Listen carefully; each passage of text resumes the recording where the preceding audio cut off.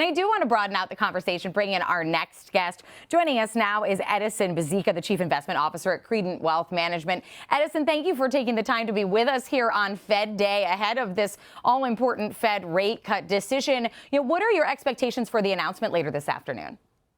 Good morning. Great to be with you. I think the announcement, for the most part, is baked in terms of the expectations. I think we're going to hear some of the same narrative in terms of softening labor market, potentially slowdown in the economy as a function of potential tariffs. We might see the government shutdown being impacted in terms of their objectivity to access data points. So I don't think we'll see much new in this announcement.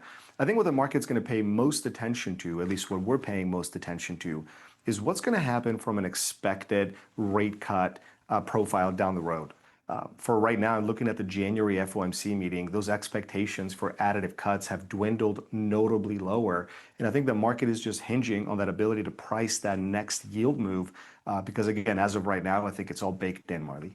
Yeah, it certainly is baked in, and in the notes that you sent over, you said that you don't think the market is taking into account our risk of sustained inflation. And we've heard this echoed with some of the Fed speakers recently as well. What do you mean by that? And when we get the rate cut today, what is that signaling to the broader economy, assuming we get the rate cut? Yeah, great question.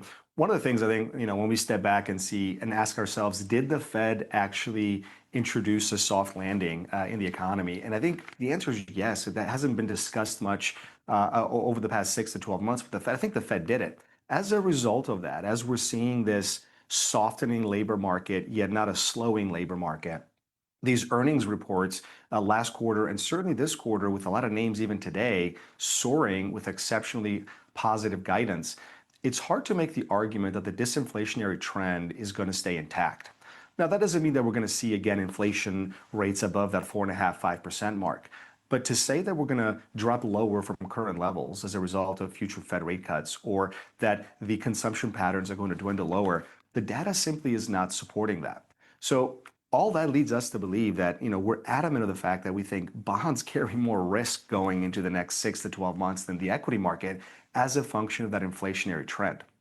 And so let's talk about bonds and the bond reaction, because at the last meeting, we saw a very interesting response from the 10-year. The expectation is it would start to move lower. We ended up getting this whipsaw that took several days. I think even it may have been even longer than a week to recover from those higher levels that we were seeing. Is that reaction part of what's giving you this cautious outlook as well, in addition to the inflation picture? And then I guess my follow-up to that is, going into 2026, how do you view fixed income? Great question. So on the 10-year piece, quite interesting to see it not react as dominantly to the downside last time. And that's, if we think about it, for what the 10-year yield might be telling us, the fact that it didn't lower substantially could be a sign that the market is pricing in a better economic outlook. I think if we were to see the 10-year drop below that 4%, notably, if it drops that 3.5% mark, I think that would tell me it's a cautionary sign of what's likely to come from an economic growth standpoint in 2026, which would be a lower expected profile. The fact that we're hovering at current 4% levels, and actually even if we go a little higher here over the next couple of months, that is an indirect positive sign that economic growth is likely to stay sustained in 2026, not necessarily a dwindling lower at that point in time.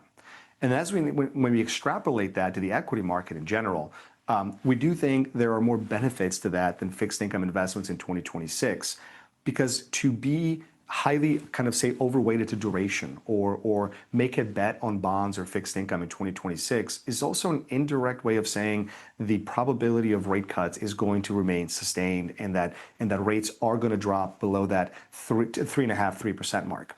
We're simply not there. We're not seeing that. As a result, I think it would be a very risky bet, unwarranted bet, to make that assumption.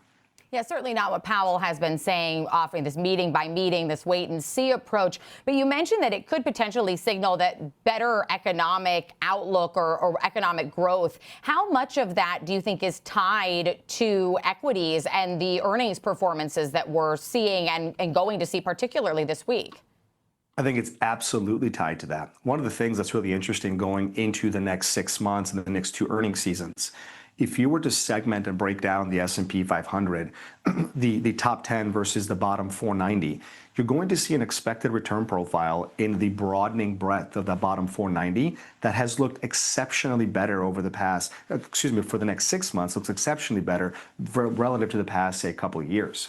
What that tells me is the broadening of the earnings profile looks like there's a lot of momentum tied to that individual trade.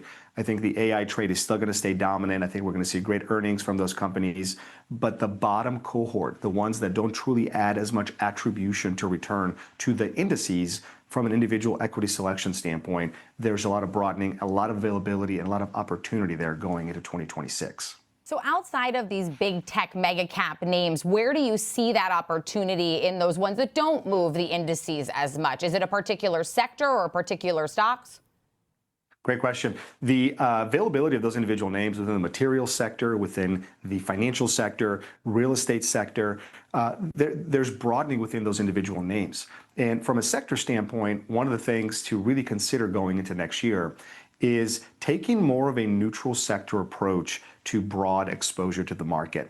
That would certainly lower the weighting of something like a big technology company. But think of your energy sector, think of the real estate sector, some utilities names, even some industrials names. Caterpillar doing fantastically well today. Those will stand to benefit because overall, I think they're more so tied to maybe the tariff rhetoric, which I think will substantially subside as we enter in the first quarter of 2026. And those names together, I think, will rise the tide. Well, Edison, we appreciate you being with us on this all-important Fed day to break down your thoughts on market action as well as the Fed's decision we have coming later this afternoon. That's Edison Byzyka, the Chief Investment Officer at Credent Wealth Management.